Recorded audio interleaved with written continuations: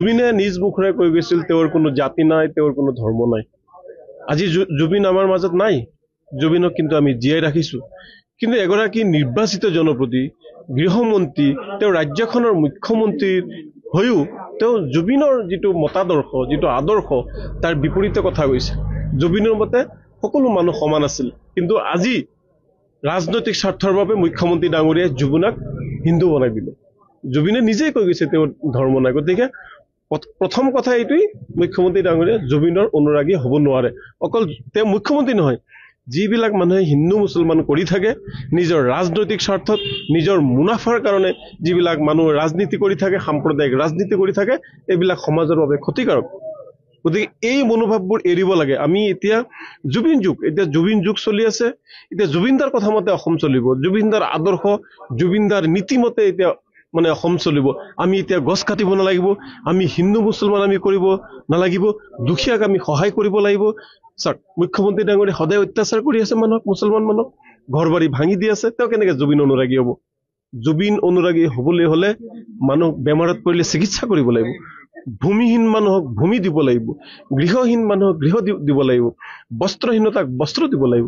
কিন্তু মুখ্যমন্ত্ৰী ডাঙৰীয়াটো ওলোটা কৰি আছে, তেওঁ জুবিন অনুৰাগী হ'বই নোৱাৰে। গতিকে জুবিন দা আমাৰ প্ৰাণৰ শিল্পী, আমাৰ প্ৰাণৰ সমাজ সেৱক, আমাৰ হিয়াৰ, আমাৰ কলিজা, আমাৰ এটুকুৰা কলিজা। ইয়াত হিন্দু মুছলমান কৰি লাভ নাই।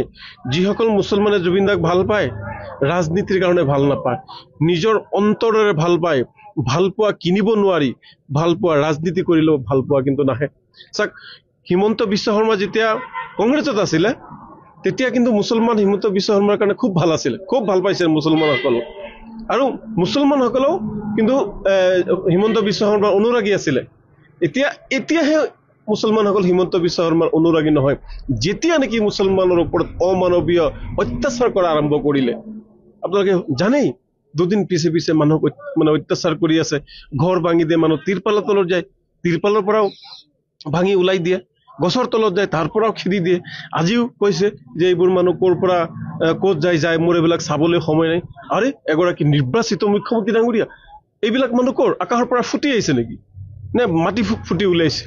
এইবিলাক অসমৰ মানুহ, এওঁলোক ভাৰতীয় মানুহ।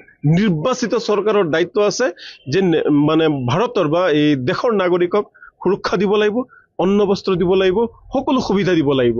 বেলেগে যিমান সুবিধা পায়, আমাৰ সংখ্যালঘু মুছলমান লোকসকলক সমান সুবিধা দিব লাগিব। তেওঁ ৰাজনৈতিকভাৱে এইবিলাক কৰি থাকে। ভিতৰে দেখিব বহুজনৰ মুছলিম নেতাৰ লগত তেওঁৰ ভাল, একমাত্ৰ ৰাজনৈতিক স্বাৰ্থৰ কাৰণে তেওঁ সদায় হিন্দু মুছলিম কৰি আহিছে। যিহেতু জুবিন যুগ চলি আছে, এতিয়া কিন্তু এই সাম্প্ৰদায়িকগিৰি এতিয়া নচলিব। এতিয়া জুবিনদাৰ নীতি আদৰ্শ চলিব। সকলো নিয়ম এতিয়া জুবিন দা বনাই থৈ গৈছে।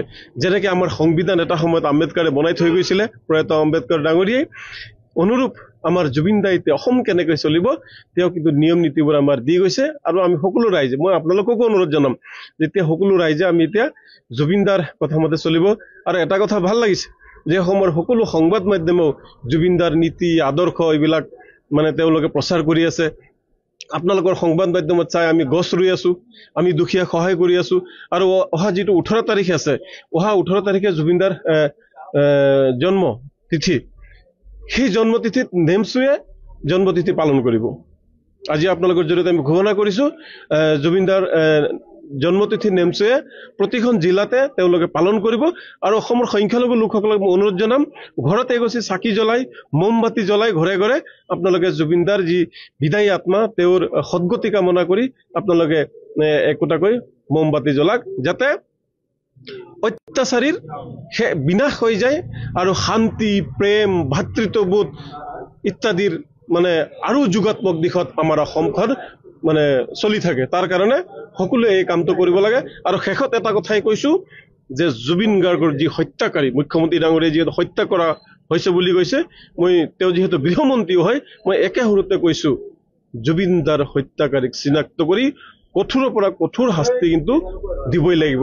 সেয়া গছ লতাই বিচাৰিছে, চৰাই চিৰিকটিয়ে বিচাৰিছে, মানুহে বিচাৰিছে।